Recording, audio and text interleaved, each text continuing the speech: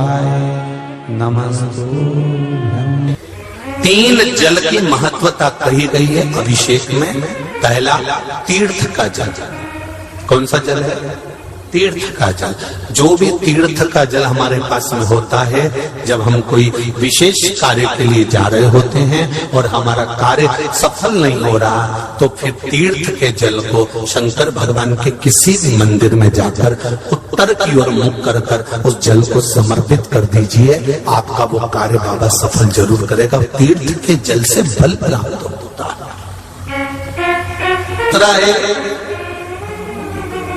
घर में अगर अरहर की पत्ती हो, अरहर की जो दाल होती है, तुअर की जो दाल होती है, उसकी जो पत्ती होती है, वृक्ष का पौधा जो होता है उसकी जो पत्ती होती है, जब रोग में ग्रसित हो गया व्यक्ति और डॉक्टर ने कह दिया इसको कैंसर है या इसकी किडनी या इसका लीवर खराब हो गया है, डैमेज हो गया है, इसका डायलिसिस चालू होगा, अब वो डायलिसिस की तैयारी करे, उससे पहले आप अरहर की पत्ती का जल शिव को समर्पित करना प्रारंभ कर दीजिए। डायलिसिस की जरूरत नहीं पड़ेगी। भगवान चाहेगा तो बचा लेगा। किडनी और लीवर काम करना प्रारंभ करेंगे। ये अभिषेक शिव महापुराण के तत्व हैं। सुख। तीसरा, जिस देवालय में दर्शन करने जा रहे हो, महाकाल गए हो, परली बैद्यनाथ आए हो, काशी जी गए हो, या आप जहां पर भी भीमा शंकर दृष्णेश्वर आदि जितने तीर्थादिक मंदिरों में शिवालय हैं, उन शिवालय में अगर दर्शन करने गए हो, तो वहीं उसी शिवालय के पास में जो मंदिर हो, उस शिवालय के पास में जो हापसी, जो हैंडपंप, जो बावड़ी, जो कुआं, जो तालाब हो, वहां का जल लेकर भगवान शंकर को समर्पित कर देने से विद्वत्ता प्रबल हो जाती है। संबंध नहीं हो रहे हो, संबंध नहीं जम रहे हो, तो जहां शंकर का मंदिर हो उसके पास में कोई हापसी, कोई हैंडपंप, कोई कुआं, कोई बावड़ी, कोई तालाब हो, तो एक लोटा जल लेकर आधा शिव को चढ़ाकर, आधा जल बेलपत्री के वृक्ष के नीचे से चढ़ा देने पर जिस संबंध के लिए चढ़ा रहे हो कि यहाँ संबंध होना चाहिए, वो संबंध जुड़ता है, वो संबंध होता है। ढेर मानकर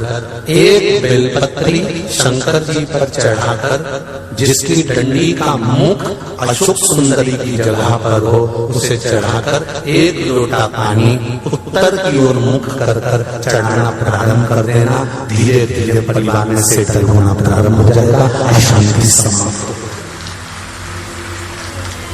ये शांति का अनुभव करा रहा है। बेलपत्री की डंडी का जो मुख है, बेलपत्री की जो डंडी होती है, उसका जो मुख होता है, अगर उसको अशोक सुंदरी वाली जगह पर शिवलिंग पर चढ़ाए और अशोक सुंदरी वाली जगह पर उसका मुख है और आप उत्तर की ओर मुख कर जल चढ़ाए हो, तो ये निश्चित है उस घर में कितना भी क्लेश मच रहा होगा, लगभग आधे घंटे के अंदर घर में शांति हो ही जाएगी। सबका आपस में प्रेम बढ़ जाएगा, क्लेश नहीं रहेगा। नाम है अशोक सुंदरी, शंकर भगवान।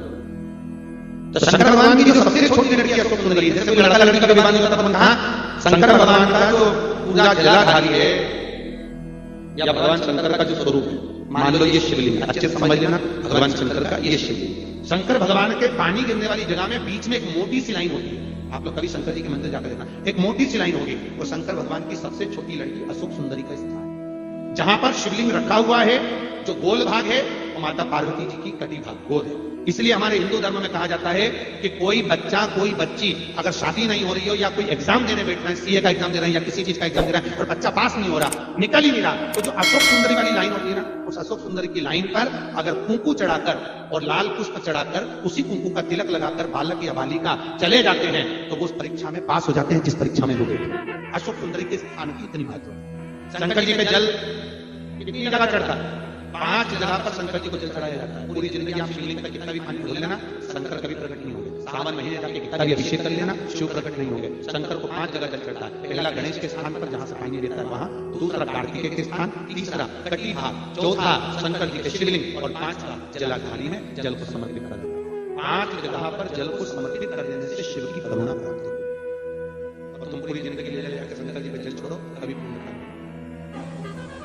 तुलसी की जो जड़ होती है जब तुलसी सूख जाती है तो उसकी जो जड़ होती है उसको घिस कर जो चंदन बनाया जाता है, इसको हरी चंदन कहते हैं। और कभी कभी विशेष कार्य के लिए,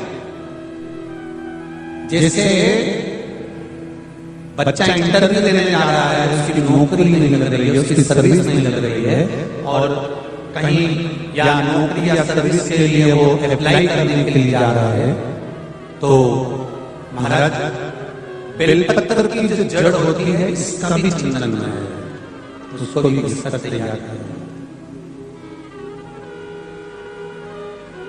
और वो शंकर भगवान को लगाकर उस त्रिपुंड का सबसे नीचे वाली जो लाइन होती है, त्रिपुंड जो शिव जी ने लगाई है, उसके नीचे की लाइन का चंदन अपने हृदय पर लगाकर इंटरव्यू के लिए जाया जाता है। तो देव महादेव की कृपा बनी रहती है और वो कार्य सफल हो जाता है, नौकरी लग जाती है। तुलसी की जड़ को घिसकर हरी चंदन बनता है, बेलपत्र की जड़ को घिसकर शिव चंदन बनता है। पर शंकर भगवान को सर्वाधिक प्रिय है तो पीला चंदन और लाल चंदन प्रिय है। ये शिव चंदन तो कभी कभी कोई विशेष कार्य के लिए ही प्रयोग में किया जाता है, विशेष। जैसे आपको पहले कहा था ना कि बेलपत्री का कमल दल बनाओ, बताया था आपको। किस किस को याद है, जरा हाथ उठाओ जरा, सबने सुना है ना। तो बेलपत्री का कमल दल मतलब बेलपत्री जो होती है वो एक के ऊपर एक जब रखी रहती है और उसका जो कमल दल बनता है, उस कमल दल को बनाकर उसमें थोड़ा सा भाग अक्षत रखकर जब भगवान शंकर के शिवलिंग को समर्पित किया जाता है तो उसका फल कोटि कोटि गुना, हजारों प्राप्त। जैसे बेलपत्री की मध्य पत्ती पर,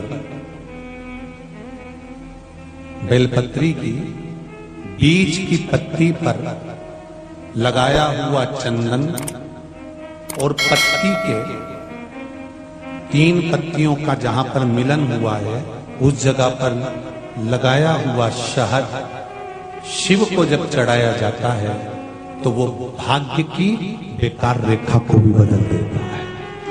कई माताओं की आदत होती है, जब शंकर भगवान को बेलपत्र चढ़ाती है तो उस बेलपत्र पर ओम लिख देती है या चंदन लगा देती है या बीच पत्ती पर थोड़ा सा कुछ भी लगाएगी, भले चावल का दाना लगाएगी, भले वो चंदन लगाएगी, भले वो अष्टगंध लगाएगी, गुलाल लगा देगी, अबीर लगा देगी, कुछ भी लगाकर उस जगह पर लगाकर फिर भगवान को चढ़ा।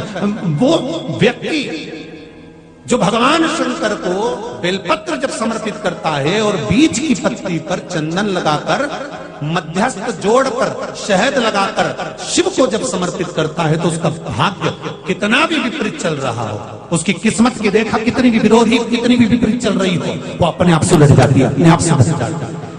उसको सुधारने के लिए कोई दूसरा नहीं आता।